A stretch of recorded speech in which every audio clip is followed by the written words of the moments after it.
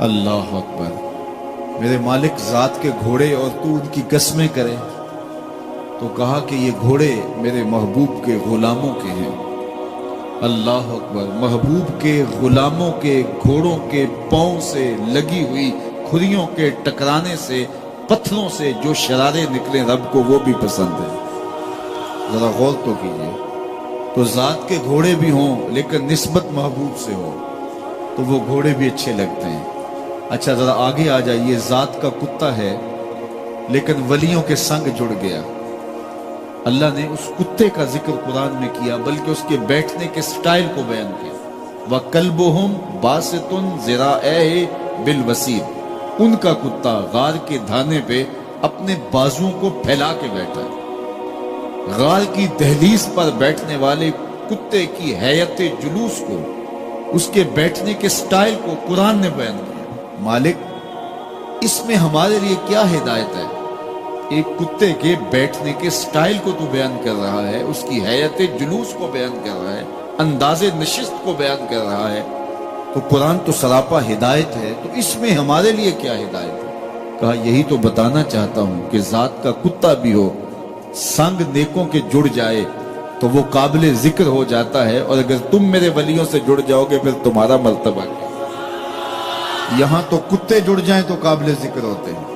اچھا ذات کی چیوٹی ہے لیکن راہ تکتی حضرت سلیمان پیغمبر کا، تو اس چیوٹی کی گفتگو اللہ نے قرآن میں بیان کر دی اور اس کے نام کی صورت اتار دی۔ النمل، سورہ نمل اس چیوٹی کے نام پہ صورت ہے جو حضرت سلیمان علیہ السلام کی راہیں تک رہی تھی اور اپنی ہمجولیوں سے کہہ رہی تھی جلدی جلدی اپنی بلوں میں داخل ہو جاؤ، اللہ کے نبی کا لشکر بے خبری میں کہیں تمہیں کچل نہ ڈالے۔ اور حضرت سلیمان نے اس چیونٹی کی بات کو سنا، فَتَبَسَّمَ ضَاحِكًا مِّن قَوْلِهَا، اور مسکرا بھی پڑے۔ تو چیونٹی بھی ہو، گھوڑے بھی ہوں، کتے بھی ہوں، لیکن جب اچھے لوگوں کے سنگ جڑ جائیں، نسبت بلند ہو جائے تو وہ قابل ذکر ہو جاتے ہیں۔ تو ہیں گھوڑے لیکن میرا رب رب ہو کے قرآن میں ان گھوڑوں کی اداؤں کی قسمیں کر رہا ہے۔ وَالْعَادِيَاتِ ضَبْحًا فَالْمُورِيَاتِ قَدْحًا فَالْمُغِيرَاتِ صُبْحًا فَأَثَرْنَ بِهِ نَقْعًا وَوَسَطْنَ بِهِ جَمْعًا۔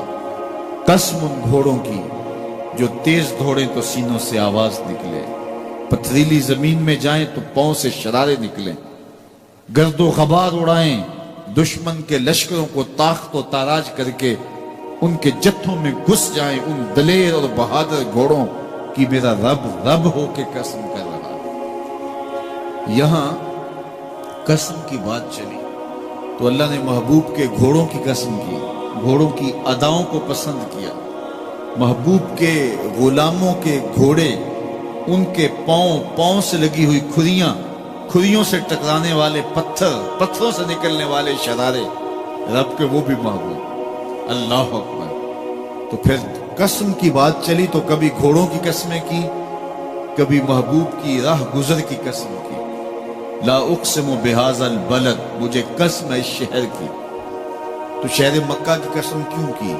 وہاں کعبۃ اللہ ہے، مقام ابراہیم ہے، چاہے زمزم ہے، صفا و مروہ ہے، مزدلفہ ہے، منا ہے، عرفات ہے، قدم قدم انوار کی برستی برکہ ہے، مطاف ہے، حتیم ہے، مستجاب ہے، مستجار ہے، ملتزم ہے، باب کعبہ ہے، سقف بیت اللہ ہے، قدم قدم پہ انوار برس رہے ہیں۔ شاید میرے رب نے قسم اس لیے کی ہو، شاید قسم اس لیے کی ہو، لیکن میرا رب کہتا ہے لا اقسم بہذا البلد، مجھے قسم ہے شہر کی، یعنی شہر مکہ کی۔ کیوں؟ یہاں کعبۃ اللہ ہے، یہاں مقام ابراہیم ہے، یہاں مزدلفہ ہے، منا ہے، عرفات ہے۔ کیوں قسم؟ وَأَنْتَ حِلٌّ بِهَذَا الْبَلَدِ، محبوب اس شہر کی گلیوں نے تیرے قدم چومے۔ اے انت مقیم فی هذا البلد، امام قرطبی نے اس کا مفہوم بیان کیا، محبوب آپ کی اقامت اس شہر میں ہے، آپ کے سانسوں کی خوشبو سونگی ہے شہر کی فضاؤں نے، اس لیے مجھے شہر کی قسم کہ محبوب یہاں تم جو رہتے۔ اللہ اکبر۔ تو محبوب کے شہر کی قسم کی، والعصر، محبوب کے زمانے کی قسم کی، والضحیٰ، محبوب کے چہرے کی قسم کی، واللیل، محبوب کی لٹکتی زلفوں کی قسم کی۔ کبھی کہا محبوب تیرے چہرہ زیبا کی قسم، کبھی کہا تیری زلف انبری کی قسم، کبھی کہا تیرے شہر نور کی قسم، کبھی کہا تیرے زمانہ ہنسی کی قسم، اور پھر قسم کا باب چلا تو بات کہاں تک پہنچی۔ محبوب نہ صرف تیرے شہر کی قسم، نہ صرف تیری گلیوں کی قسم، نہ صرف تیرے چہرہ زیبا کی قسم، نہ تیری زلف نور کی قسم، نہ تیرے عہد زرعی کی قسم، محبوب تیری قسم تو ہے ہی تیرے غلاموں کے گھوڑوں کے پاؤں سے لگی ہوئی کھریوں کے ٹکرانے سے جو شرارے اڑتے ہیں، میں خدا ہو کے ان شراروں کو بھی پسند کرتا ہوں اور ان گھوڑوں کی بھی قسمیں کرتا ہوں۔ یہ قرآن ہے نا، والعادیات ضبحا، قسم ہے محبوب تیرے غلاموں کے گھوڑوں، اللہ اکبر، قسم ہے ان کے سینوں سے نکلتی آواز کی، قسم ہے ان کے پاؤں سے نکلتے ہوئے شراروں کی، قسم ہے ان کی خوبصورت اداؤں کی، ان اداؤں والوں گھوڑوں کی قسم، اللہ اکبر۔ یہ قسمیں کرنے کے بعد جواب قسم کیا ہے؟ دیکھیے میں یہاں بیٹھا ہوں اور میں گفتگو کے آغاز پہ ہی قسمیں اٹھانا شروع کر دوں۔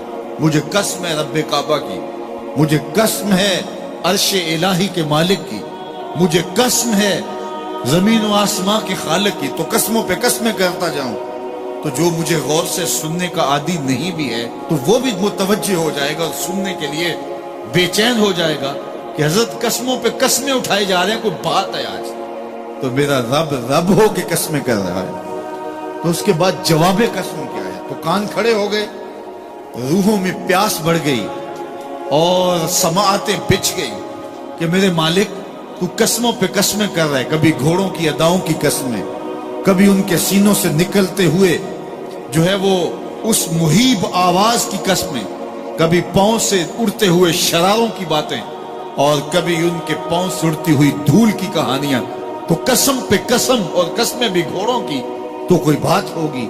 تو ایک دم کان کھڑے ہو گئے تو جواب آیا، ان الانسان لربہ لکنود، بے شک انسان اپنے رب کا ناشکر ہے، انسان اپنے رب کا ناشکر ہے۔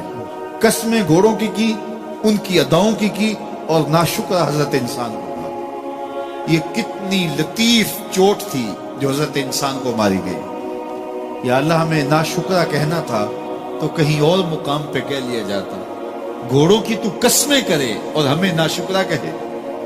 گھوڑوں کی قسمیں ہو رہی ہوں اور انسان کو ناشکرہ کہا جائے، انسان کو ناشکرہ کہنا تھا تو کسی اور موقع پہ کہہ لیا جاتا۔ کہا یہی تو سمجھانا چاہتا ہوں کہ چم میٹھا نہیں ہوتا، کم میٹھا ہوتا ہے۔ تو ذات کے گھوڑے بھی ہوں لیکن کام کریں تو مجھے وہ بھی اچھے لگتے ہیں، اور تم انسان بنے ہو، نقوش بڑے اچھے ہیں، قدے رانا رکھتے ہو، جھیل جیسی آنکھیں ہیں، اور تم چلتے ہو تو قیامت چلتی ہے، لیکن مجھے تم اچھے نہیں لگتے اگر تم ناشکرے ہو۔ یہ ہیں ذات کے گھوڑے لیکن میرے محمد عربی کے غلاموں کے غلام ہیں، مجھے اچھے لگتے۔ تو وہ چم نہیں دیکھتا، وہ کم دیکھتا ہے۔ تو ذات کے گھوڑے بھی ہوں لیکن نسبت ہو میرے حضور سے، نسبت میرے رسول سے ہو تو رب کو وہ اچھے لگتے ہیں۔ تو کہا والعادیات ضبحا فالموریات قدحا فالمغیرات صبحا فأثرن به نقعا فوسطن به جمعا ان الانسان لربہ لکنود، بے شک انسان اپنے رب کا ناشکرہ ہے۔